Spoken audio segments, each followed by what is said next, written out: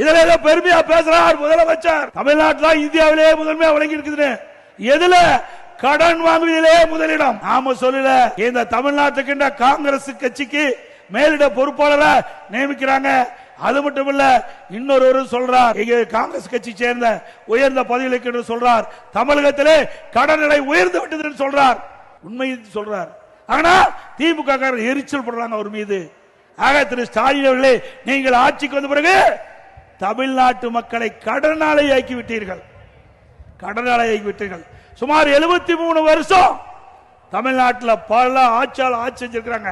முதல்ல காங்கிரஸ், திமுக, அண்ணா திமுக, திமுக, அண்ணா திமுக, அண்ணா திமுக, திமுக மாறி மாறி 73 ஆண்டு காலம் 2021 வரை ஆட்சி செய்தல கிட்டத்தட்ட 5,18,000 கோடி தமிழ்நாட்டுடைய கடன்.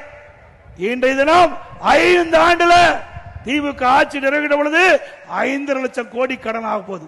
5 ஆண்டுல 5 லட்சம் கோடி. எல்லாம் கடன்காரன் ஆகிட்டாங்க. ஏதோ நீங்க வர்றீங்க, நான் பேசுறேன், வேடிக்கை பார்க்காதீங்க. கடனை நீங்க தான் கட்ட வேணும். தமிழ்நாட்டு மக்கள் தான் கடனை கட்ட வேணும். எப்படி கடனை கட்ட வேணும்? வரி போட்டு கடனை கட்டுவோம். வரி போடுவாங்க. அந்த வரி நம்ம தலைமையில் தான் வந்து விழுவோம். நம்ம தலையில் தான் வந்து விழுவோம். ஆக திமுக அரசாங்கம் எப்பொழுது ஏற்பட்டதோ அப்பொழுது இந்த கடன் சுமை மக்கள் தலையிலே வந்து விடுந்து விட்டது என்பதை எண்ணி பார்க்க வேண்டும்.